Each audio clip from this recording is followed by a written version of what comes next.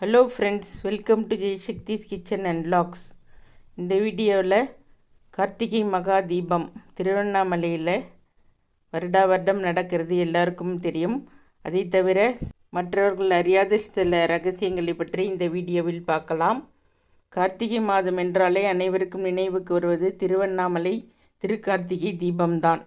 திருவிழாவின் நிறைவாக அண்ணாமலையார் மலை மீது ஏற்றப்படும் மகா தீபத்தை தரிசிப்பதற்காக உலகம் முழுவதிலும் இருந்து கோடானு கோடி பக்தர்கள் காத்து கொண்டிருப்பார்கள். திருவண்ணாமலை மகா தீபம் பற்றி அனைவருக்கும் தெரியும். ஆனால் அந்த தீபம் ஏற்றப்படுவதற்கு முன் பல ஆயிரம் ஆண்டுகளாக கடைபிடிக்கப்பட்டு வரும் பாரம்பரியமான நடைமுறைகள் அந்த தீபத்தை ஏற்றச் செல்பவர்கள் பற்றி பலருக்கும் தெரியாது. நினைத்தாலே முக்தியை தரும் அற்புத திருத்தலம் திருவண்ணாமலை.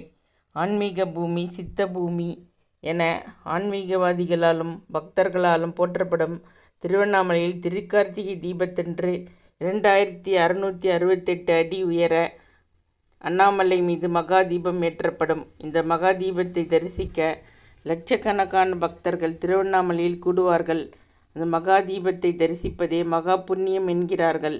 இதை தரிசித்தால் பாவங்கள் நீங்கும், முக்தி கிடைக்கும் என்பது நம்பிக்கை.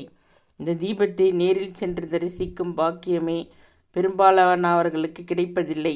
அப்படி இருக்கையில் கோடான கோடி பக்தர்கள் கையெடுத்து கும்பிட்டு புண்ணியம் பெறும் இந்த மகா தீபத்தை ஏற்றும் பெருமை பெறுவது எத்தனை கோடி புண்ணிய செயலாகும். திருவண்ணாமலையில் சிவனே மலையாக காட்சி தருகிறார். அவர் ஜோதி வடிவாக தோன்றும் அடையாளமாக ஏற்றப்படுவதே மகா தீபம். திருவண்ணாமலை மகா தீபத்தை யார் வேண்டுமானாலும் தரிசிக்கலாம். ஆனால் யார் வேண்டுமானாலும் ஏற்றிவிட முடியாது. இந்த மகா தீபத்தை ஏற்றும் உரிமை 5 பேருக்கு மட்டுமே உண்டு. அந்த மகா புண்ணியமான பாக்கியத்தை பெற்ற அந்த 5 பேரும் பர்வத ராஜகுலம் என்ற வம்சத்தை சேர்ந்தவர்கள். இந்த வம்சத்தை சேர்ந்தவர்கள் மட்டும்தான் காலம் காலமாக திருவண்ணாமலை உச்சியில் மகா தீபத்தை ஏற்றும் பாக்கியத்தை பெற்றவர்கள். பர்வதராஜ குலத்தை சேர்ந்த 2000 குடும்பத்தினர் திருவண்ணாமலையில் இருந்தாலும் குறிப்பிட்ட 5 வம்சாவழியை சேர்ந்தவர்கள் மட்டும்தான் இந்த தெய்வத்தை ஏற்ற முடியும். யார் அந்த பர்வராஜ குலத்தினர்? இவர்களுக்கு எப்படி மகா தீபம் ஏற்றும் உரிமை சொந்தமானது என்பதற்கு புராண கதை ஒன்று சொல்லப்படுகிறது. பார்வதி தேவி பர்வதராஜனுக்கு மகளாக மீனவ குலத்தில் அவதாரம் எடுத்தாள். அந்த சமயத்தில் தவத்தில் இருந்த பிரம்ம ரிஷிகளுக்கு அசுரர்கள் பல வகையில் தொல்லை கொடுத்து வந்தனர். பிரம்ம ரிஷிகள் கோபப்பட்டு ஏதாவது செய்ய நினைக்கும் போதெல்லாம் அசுரர்கள் மீன் வடிவம் எடுத்து கடலுக்குள் சென்று மறைந்து கொண்டனர். இதனால் என்ன செய்வதென்று குழம்பிய ரிஷிகள் சிவபெருமானிடம் தஞ்சம் அடைந்தனர்.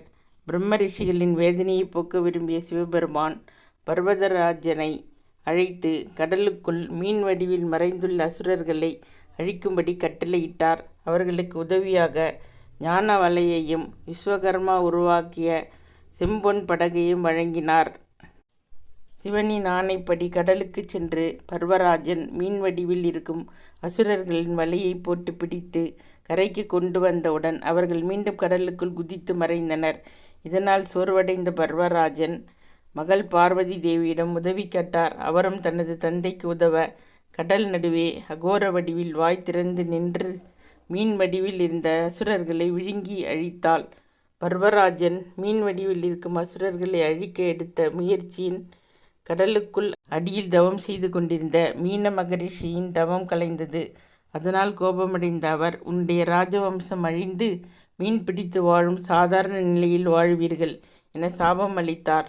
இதனால் பதறிப்போன பர்வதராஜன் சிவனிடம் சென்று முறையிட்டார். அவர் மீது கருணை கொண்ட ஈசன், திருவண்ணாமலையில் நான் ஜோதி வடிவாக காட்சி தருவேன். அந்த ஜோதியை ஏற்றும் பணியை உங்கள் வம்சத்தினரை நிறைவேற்ற வேண்டும். அந்த ஜோதியை தரிசிக்கும் பக்தர்கள் அண்ணாமலைக்கு அரோகரா என எழுப்பும் முழக்கத்தில் புண்ணியம் அனைத்தும் உங்கள் குலத்திற்கே சேரும் என வரமளித்தார். சிவபெருமான் அளித்த வரத்தின்படி இன்று வரை பர்வதராஜ குல வம்சத்தை சேர்ந்தவர்கள் மட்டுமே இந்த புண்ணிய பணியை செய்து வருகின்றனர். மகா தீபத்தை ஏற்றுவதற்கு முன் இந்த வம்சத்தை சேர்ந்தவர்கள் 48 நாட்கள் விரதம் இருப்பார்கள். இவர்களில் இருந்து தீபம் ஏற்றுவதற்காக 5 பேர் தேர்வு செய்யப்படுகிறார்கள். இவர்களுக்கு திருக்கார்த்திகை தீபத்தன்று அண்ணாமலையார் கோவிலில் பரிவட்டம் கட்டப்படும். பிறகு திருக்கார்த்திகை அன்று அதிகாலையில் ஏற்றப்பட்டு பைரவர் சன்னதியில் வைக்கப்பட்டுள்ள பரண தீபத்தை ஒரு மண் சட்டியில் வைத்து சிவாச்சாரியர்கள் அவர்களிடம் ஒப்படைப்பார்கள். மேளதாளங்கள் முழங்க அவர்களை மலை மீது வழி அனுப்பும் நிகழ்ச்சி நடத்தப்படும். திருவண்ணாமலையில் சிவனே மலையாக வீற்றிருப்பதாக ஐதீகம். அதனால் மலை ஏறி செல்வதற்கு முன் சிவனிடம் பாவ பிராயச்சித்த வேண்டுதல்கள் நடத்துவது இவர்களின் பழக்கம். மலை அடிவாரத்தில் இருக்கும் குகை நமச்சிவாயர் கோயில் அருகில் இருக்கும் அண்ணாமலையார் திருப்பாதத்தின் முன்பு, ஈசனே, உன்னுடைய ஆணைப்படி உனக்கான திருப்பணியை நிறைவேற்றவே மலை மீது செல்கிறோம். எங்களை மலை மீது அனுமதிக்க வேண்டும். எங்களின் பாதங்கள் உன் மீது படுவதை பொறுத்தருள வேண்டும் என வேண்டிக் கொண்ட பின்னரே இவர்கள் மலையேறுவார்கள். கையில் ஏந்திய தீபச்சுடர் அணையாமல் 2668 அடி உயர மலை உச்சியை வெறும் 4 மணி நேரத்தில் அடைவார்கள். மலையேறி செல்லும் போது சங்கநாதம் இசைத்தபடியும் சிவபுராணம் பாடியபடியும் இவர்கள் மலையேறுவார்கள். 3500 கிலோ சுத்தமான பசுனை, 1500 கிலோ எடை கொண்ட 1000 மீட்டர் காடா துணியால் திரிக்கப்பட்ட திரி ஆகியவற்றை தலைச்சுமையாக எடுத்துச் செல்வார்கள். மலை உச்சியில் வைக்கப்பட்டுள்ள மகாதீப கொப்பரையில் நெய், திரி, கற்பூர கட்டிகள் ஆகியவற்றை குவித்து வைப்பார்கள். அண்ணாமலையார் கோவிலில் சரியாக மாலை 5:58 மணிக்கு அர்த்தநாரீஸ்வரர் எழுந்தருளி காட்சி தருவார். அப்போது கோவில் கொடிமரம் எதிரே பர்வதராஜ குல வம்சத்தை சேர்ந்தவர்கள் அகண்ட தீபம் ஏற்றுவார்கள். இதை கண்டதும் அண்ணாமலையார் மலை உச்சியில் மகா தீபத்தை ஏற்றுவார்கள். இந்த மகா தீபமானது மழை, காற்று என அனைத்தையும் தாண்டி தொடர்ந்து 11 நாட்கள் பிரகாசிக்கும். திருக்கார்த்திகை தீபம் அன்று மட்டுமல்ல, அதற்கு பிறகும் தொடர்ந்து 11 நாட்களும் இவர்கள் அண்ணாமலையார் கோவிலில் இருந்து தீபம் எரிவதற்கு தேவையான கற்பூரம், திரியை பெற்று சென்று ஏற்றுவார்கள். தினமும் டின் கணக்கில் நெய் ஊற்றப்படும். மகா தீபத்தில் இருந்து வழியும் நெய்யை பறவைகளோ எறும்போ நெருங்குவதில்லை என்பது இன்று வரை நடக்கும் அதிசய நிகழ்வாகும். இந்த வருடம் தீபத் திருவிழா டிசம்பர் 3ஆம் தேதி நடைபெற உள்ளது. அதற்காக நவம்பர் 24ஆம் தேதி கொடியேற்றத்துடன் இந்த விழா ஆரம்பமாகிறது. இந்த வீடியோ உங்களுக்கு பிடிச்சிருந்தா உங்கள் ஃப்ரெண்ட்ஸ் கூட ஷேர் பண்ணுங்கள். எங்கள் சேனல் சப்ஸ்கிரைப் பண்ணிக்கோங்க. தேங்க்ஸ் ஃபார் வாட்சிங்.